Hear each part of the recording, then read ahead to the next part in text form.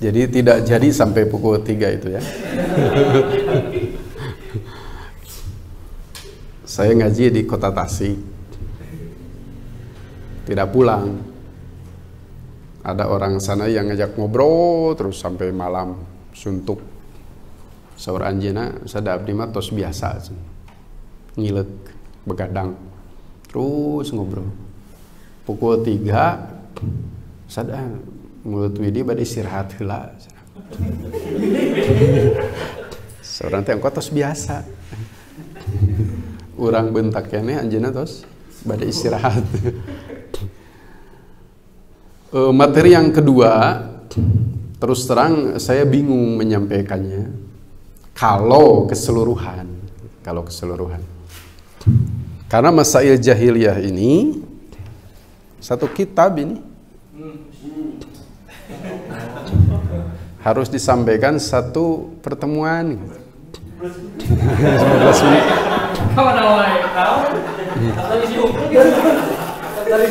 Makanya saya fotokopi tadi untuk mempercepat 15 menit mungkin kita bahas supaya makalah selesai dalam waktu 15 menit langsung baris terakhir.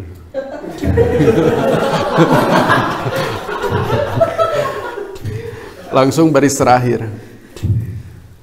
Sama sebenarnya, terlalu panjang kalau dibahas jujutan ya. Kenapa masalah jahiliyah ini jadi lolos masuk jadi materi halakoh.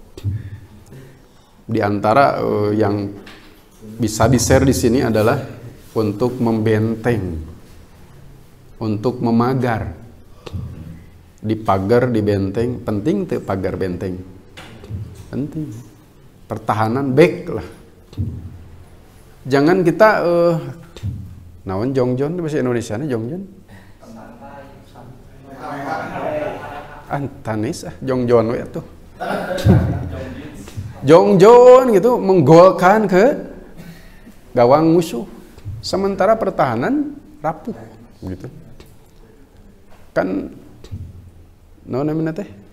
Perang, contohlah perang. Kan perang bukan hanya berpikir menyerang, tapi benteng kita rapat tidak, kuat tidak, kokoh tidak. Di bela diri saja kan mula-mula yang dilatih apa? Kuda-kuda. Ieu mah johyong neungeul najong we. Kuda-kuda dulu, menangkis dulu dan lain-lain gitu. Jadi pagar, benteng, pertahanan. Salah satunya yang terpikir waktu itu kan 1 tahun ya merumuskan manhaj ini. Luar biasa, debat selama setahun coba. Piraku tercapek ya debat itu. Mana yang terbaik dimasukkan ke dalam manhaj. Jadilah salah satunya ini masail jahiliyah untuk benteng, pagar. Karena lihat di paling bawah supaya akselerasi ya lebih cepat.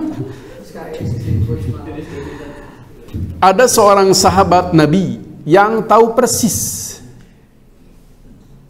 bagaimana Islam ketika masih lemah. Lalu menguat sampai ada pada puncak kejayaan. Lalu turun lagi. Mungkin agak turun mungkin. Karena katanya ketika turun Al-Maidah ayat 3 ada sahabat yang menangis. Ma kamula syai'un illa naqasa. Tidak sempurna sesuatu kecuali berkurang. Kalau kita sudah sampai puncak, selanjutnya apa? Ya turun. Pantes teh aya deui kaluhur bade ka mana. Beliau masuk Islam baru 5 tahun Nabi diutus. Nabi baru 5 tahun diutus, beliau sudah masuk Islam. Nabi wafat, beliau masih hidup tahun 11 itu. Abu Bakar wafat, masih hidup juga. 10 tahun setelah Abu Bakar wafat, barulah beliau wafat. Umar bin Khattab radhiyallahu an. Percanten teu upami Umar nyarios bagaimana seharusnya Islam. Kita percaya tidak kepada ucapan beliau? Sangat percaya ke anjeunna. Beliau bukan komentator dalam perjuangan Islam. Tahu kan komentator? Komentator bola tahu kan? 99% mestinya gol ini. Segitu penalti itu gol, kata komentator kan. Komentator kan tidak merasakan bagaimana nafas gitu. Karena lari kan sepak bola itu. Baju kotor, tuh acan hujan ongko, haus, bisa jadi hoyong micen ongko nu jemeng balik. Kan tengah raos kan komentator. Umar pun bukan hanya penonton, tapi terjun. 5 tahun Rasul baru diutus masuk Islam, jadi pemain gitu. Bahkan bukan hanya pemain tapi ia berperan penting di dalam Islam. Jadi khalifah, Amirul Mukminin dan lain-lain. Makanya kalau beliau yang bicara tentang bagaimana mestinya umat Islam itu, saya sangat percaya. Nah, di antara yang beliau sampaikan kita temukan di buku Majmu'atut Tauhid halaman 224. Innama tunqadu urul Islam urwatan idza nasha'a bil Islam man la ya'riful jahiliyah wa syirka. Seperti sapu lidi mungkin. Sapu lidi naminage sapu nyere dibengket jantan we sapu.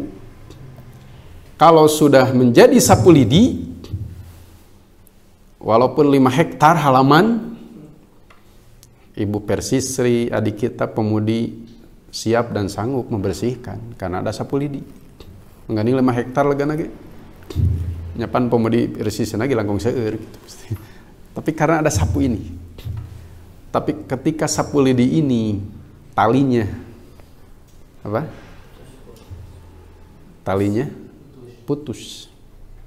Jangankan membereskan, membersihkan 5 hektar. 5 meter juga mungkin tidak sanggup ibu kita, adik kita. Karena lidinya berceceran, berserakan. Waktu habis dengan mengambil lidi-lidi yang berserakan. Jadi Umar mengatakan dengan bahasa yang mungkin agak tinggi ini. Innama tunqadu, tiada lain akan terputus targat lalesot apa urul islami, ikatan-ikatan Islam. Terputus berarti tadinya tersambung, mengikat bahkan. Akan terputus ikatan-ikatan Islam, urwatan tidak sekaligus kata beliau. Satu persatu, putus satu, putus lagi satu, putus lagi satu, lama-kelamaan putus semua. Kira-kira apa maksud Umar itu? Tali Islam terputus.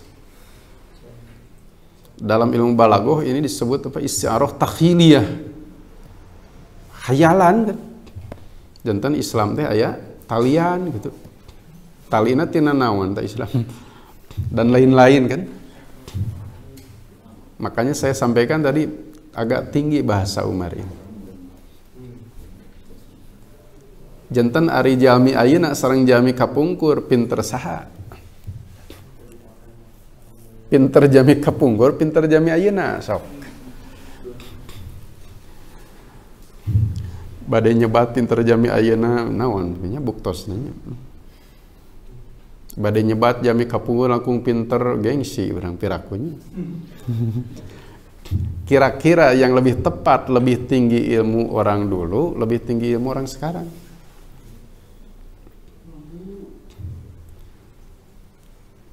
Tahu Bulughul Maram Ahasan?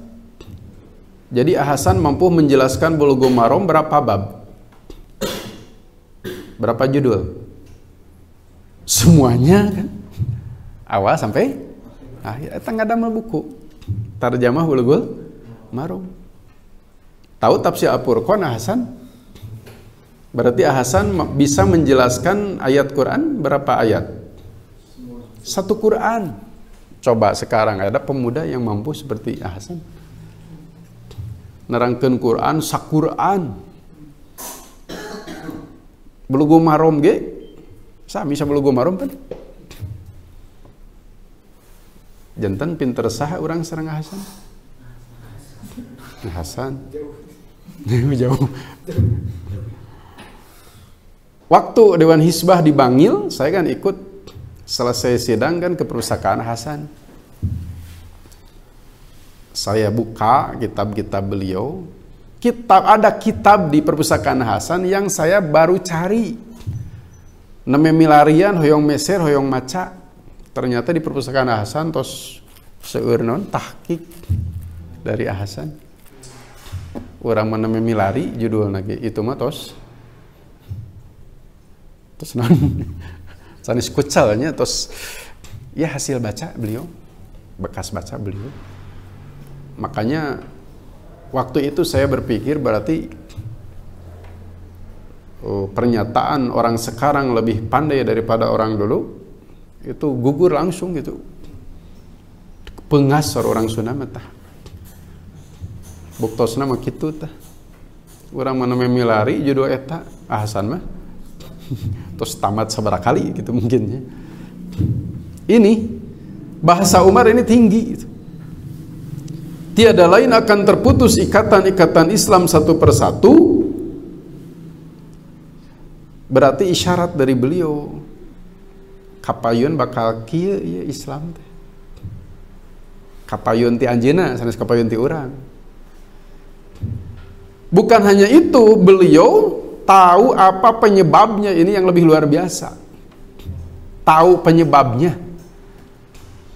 Pan orang ge upami tepang di jamiah ngantor atau nepi naon mengemukakan masalah mas tiasa sadayana ge. Tapi mencari tahu sebabnya biasanya jarang dibahas. Apa penyebabnya? Kalau berjalan tidak sesuai yang diinginkan. Jadi yang lebih menarik kata-kata Umar adalah beliau tahu penyebabnya. Idza nasya'a fil islami man la ya'riful jahiliyata wa syirka. Kapan itu terjadi? Ikatan-ikatan Islam terputus satu persatu bila bila syarat kan? Adat syarat. Dalam usul fikih berarti berlaku mafhum syarat. Kan ada mantuk, ada mafhum. Mafhum ada dua, muwafaqah, muhalafah. Muwafaqah ada dua, pahwal hitab, lahnal hitab. Muhalafah ada 9, salah satunya adalah mafhum syarat. Idza nasya'a bila tumbuh pil Islam, di dalam Islam. Di dalam ini internal. Seringkali kita menghidungkan orang luar. Tahu menghidung? Kambing hitam. Kita sering mengkambing hitamkan orang luar gitu. Luar Islam. Penyebab kejelekan-kejelekan yang menimpa umat gitu. Sering menuduh eksternal. Tapi kata Umar bukan eksternal, internal. Pil Islam, bila tumbuh di dalam Islam, man la ya'rifu, orang yang tidak mengetahui. Tidak mengetahui apa? Dua saja. Pertama, tidak mengetahui jahiliyah. Perilaku jahiliyah itu apa saja? Tidak tahu. Yang kedua, tidak mengetahui syirik itu apa.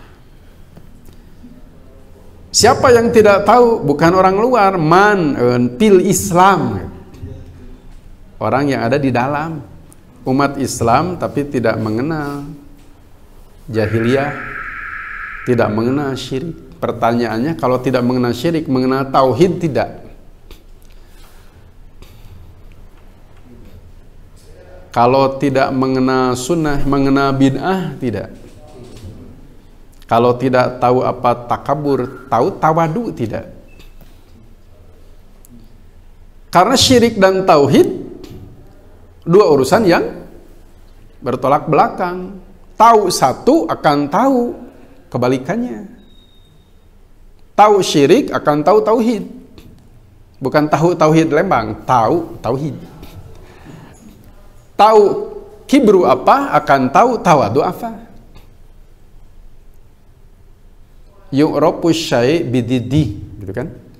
Sesuatu akan diketahui dengan tahu lawannya. Terang lawana, terang sawang suana, bakal terang etana ge. Kalau kita betul-betul paham apa itu tauhid, akan paham tidak apa itu syirik? Akan paham. Kenapa? Yu'rafu syai' bididdi. Sesuatu bisa diketahui dengan tahu kebalikannya. Apa itu tawadu? Cukup dengan kita tahu persis apa? Sombong. Karena sombong dengan tawadu itu dua hal yang didain dalam istilah mantik itu kan. Didain. Kalau kita tahu apa itu syukur, pasti akan tahu apa itu kufur. Sebab syukur dan kufur didain. Kalau tidak tahu syirik, tidak tahu tauhid. Satu, tidak tahu tauhid. Dua, tidak tahu jahiliyah. Ternyata Syekh Muhammad bin Abdul Wahab yang dilabeli apa? Wahabi. Dukat di mana ngawetan itu? Di acara asal usul pernah ada tidak? Asal usul. Wahabi di mana? Karena secara bahasa kan wahabiyun. Allah berarti. Innaka antal Wahab. Siapa Wahab? Allah. Sanis ya macam Muhammad bin Abdul Wahab, Muhammadi itu. Ini Muhammadi, pan Syafi'i, Syafi'iyah. Secara bahasa pun menurut penuturan bahasa, ditelusuri secara bahasa. Saya baca artikel ulama-ulama Saudi kan mendengar sampai ke telinga mereka bahwa Saudi mah seneng gudangna Wahabi. Menangis kan beliau. Tidak ada waktu itu. Yang ada Quran Sunnah. Quran Sunnah baru ada. Syekh Muhammad bin Abdul Wahab menulis 2 risalah tentang akidah. Pertama, Kitabut Tauhid.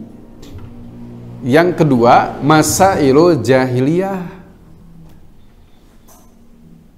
Husnudon ana gitu. Beliau memfollow up ucapan Umar ini. Coba kita lihat susunan perkataan sahabat Umar. Terputus ikatan-ikatan Islam satu persatu itu bila tumbuh di dalam Islam orang yang tidak tahu jahiliyah dan syirik. Kira-kira solusi yang ditawarkan supaya problem ini tidak terjadi apa? Hah? La-nya di tip X, betul tidak? Tinggal di tip X, selesai.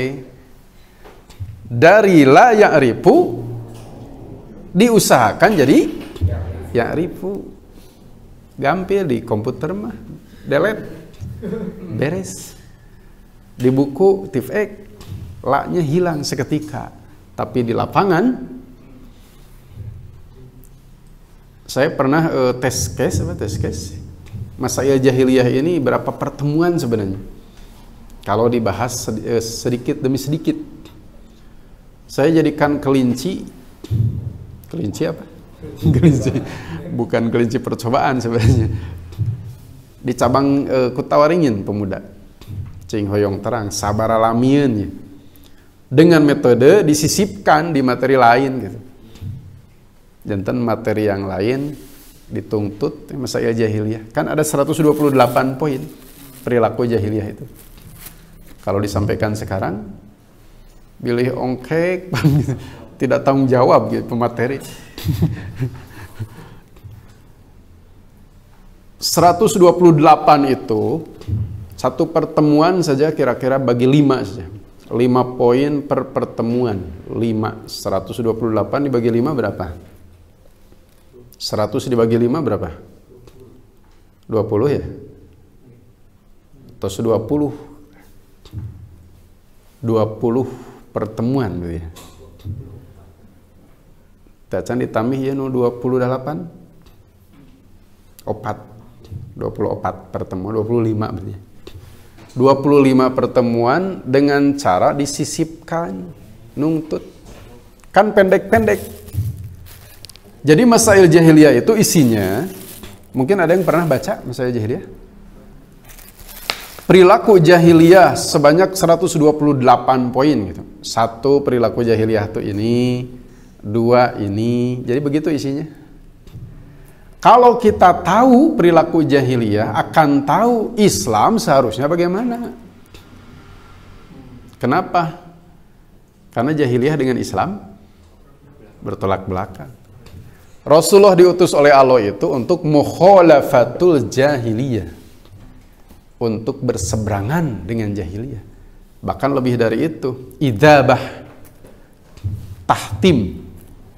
Tahtim itu saya sering menerjemahkan mencabut jahiliyah dengan akar-akarnya. Jantan 128 teh isinya hanya itu. Kita ambil contoh ya.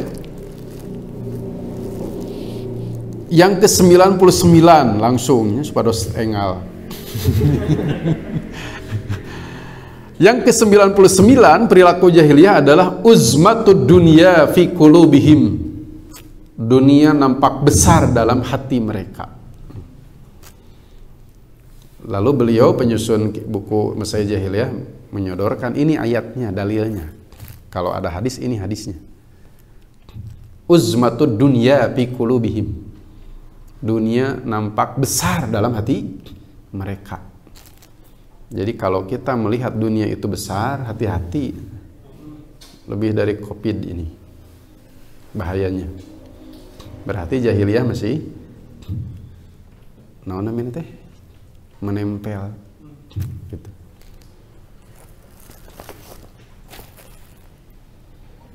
Yang kedua, syirik. Tidak tahu syirik berarti tidak tahu tauhid. Bagaimana solusi yang bisa kita ikhtiarkan? Dibuat jadi tahu tauhid. Maka di materi halakoh ada akidah. Apa isinya? Kitab tauhid. Pernah kan di Mu'alimin belajar Fathul Majid? Pernah? Di Mu'alimin? Nah, materi akidah itu melanjutkan Fathul Majid. Fathul Majid itu kan syarah kitab tauhid, syarahnya. Yang terdiri dari 66 bab tentang tauhid semua. Nah, namanya nyesegan tauhid, rububiyah, uluhiyah, asma wa sifat. Sampai perlu 66 bab gitu. Saya sering menggambarkan karena sampai saat ini di beberapa PC kita tadarus tauhid ini. Halakoh ini berjalan, tapi dengan metode mengganti materi pengajian yang biasa berjalan. Pengawasan ayat supaya materi terarah, materinya ya ini. Kalau mau akidah, mau syariah, mau akhlak gitu. Saya sering gambarkan jadi kita akan bertemu dengan tauhid bungkelekan lengkap dari kepala sampai ekor kalau berekor ya. Sesudah memasuki pintu ke-66. Bab itu kan pintu. Karena ada 66 hanya di materi halakoh di sampai 50 saja. Halakoh pertama sampai bab 20 di materi itu. Halakoh kedua dari 21 sampai 50. Tidak sampai 66 itu sebenarnya. Tapi kalau di lapangan yang saya jalankan sampai 66. Janten badai penak sarang tauhid teh. Lewati dulu 66 pintu ini gitu. Makanya tadaruj itulah yang paling tepat dilakukan bertahap. Rata-rata yang berjalan di manhaj itu kan 1 bulan 2 kali. Itu terkejar 1 tahun. Itu ya, akidah deh. Tapi di lapangan biasanya karena ada materi-materi lain sebulan sekali. Dan kenyataannya 3 tahun baru selesai. Satu masa jihad PC kan ya. Satu masa jihad PD 3 tahun. Jadi pilihannya adalah tamat atau paham. Pilihannya. Wios tamat tapi kirang paham, wios paham tapi tetamat. Pilihannya. Bukan? Nya saya nama 2 anak. Tapi kan 66 bab. Pilihannya berarti tamat tidak paham, paham tidak tamat. Paham tapi tidak tamat, pahamnya sedikit. Tapi melihat ki akidah, memahami, bukan menamatkannya. Mencetak kadar pemimpin umat yang memahami, berarti dititik beratkannya pada memahami. Jangankan 66 bab memahami ucapan Umar saja barusan karaos teh capek memahami, apalagi pukul segini. Situasi kondisi tos seperti kieu deh. Hoyong ngartos cariosan Umar wungkul wae seperti ini adanya gitu. Kitab tauhid itu kan bab, ayat, hadis, bab, ayat, hadis. Ayat perlu tafsir. Biasanya tafsir Ibnu Katsir gitu. Saklek gitu. Lalu hadis perlu syarah gitu. Jadi untuk memahaminya betul-betul memeras otak kita gitu. Jadi kenapa ada masail jahiliyah? Nah inilah terkait dengan kata-kata Umar ini. Malge nu nyariosna Umar. Upami nu nyariosna Umar mah bisa percaya, kita bisa tidak.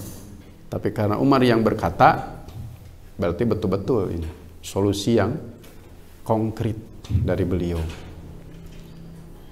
Dari kata-kata Umar di materi halakoh dua-duanya masuk. Materi akidah itu menggaris bawahi wasyirka.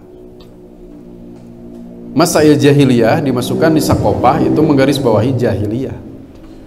Karena kata Umar tidak tahu 2 hal ini penyebab kemunduran umat itu. Tidak tahu 2 hal ini penyebab berantakannya umat itu. Supaya tidak mundur, tidak berantak, walaupun sudah upami lancingan mah manawi tiasa diangsrodkeun deui tos morosot. Manawi tiasa diangsrodkeun deui dengan apa? Ya sebenarnya di komputer mudah tadi. La-nya delete gitu. Dari layak ribu jadi ya ribu, tapi di lapangan 3 tahun dibutuhkan waktu itu untuk menghilangkan la itu. Itu pun belum tentu hilang keseluruhan. 3 tahun teh. Jadi perhitungannya begini. Diki Akide menjadi anggota pemuda diterima usia berapa? 16. Sampai usia berapa? 40. Sok etang sabarat tahun. 24 gitu ya. 25. 24 kurang lebih. Di pemuda teh 24 tahun tah. Jadi sebetulnya halakoh 1 tahun, halakoh 2 1 tahun. Habis tidak masa pemuda? Seueur kenehnya. 24 tahun. Harapan kita kalau sudah persis, mohon maaf, ada tidak pembinaan seperti ini? Kantos itu persis.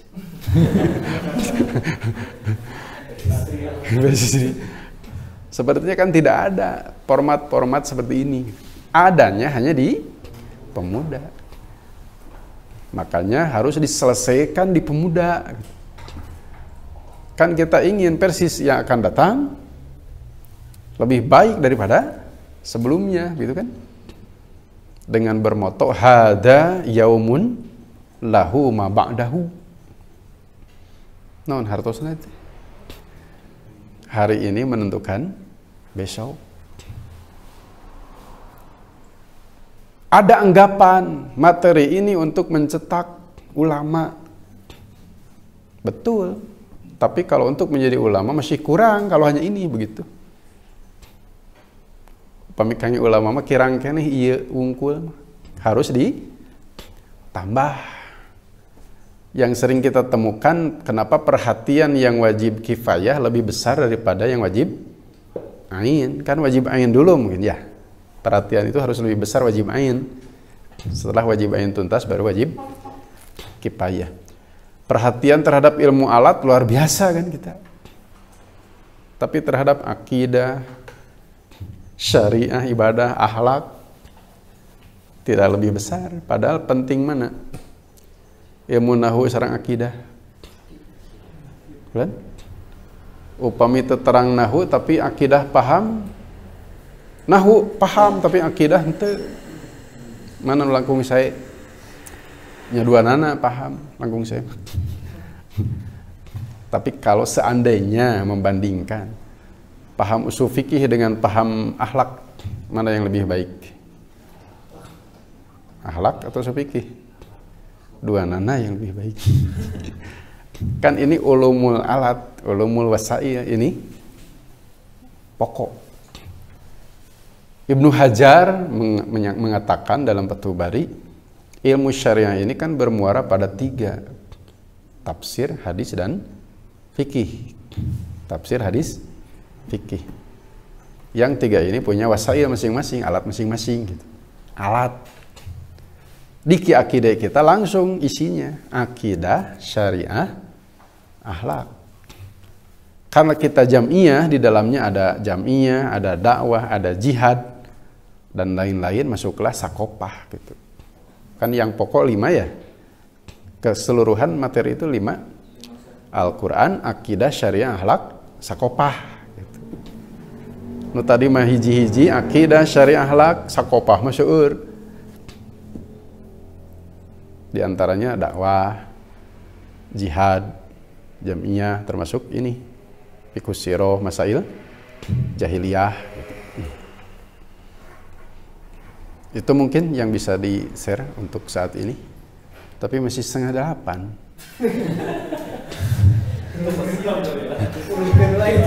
Bilih pemuda kota Bandung sudah biasa begadang gitu. Seperti tadi. Matak badai nyarengan cenah, nyarengan usada terus biasa. Siapa tadi? Diserahkan lagi kepada beliau. Lebih dari 15 menit ya? Biasa. 15.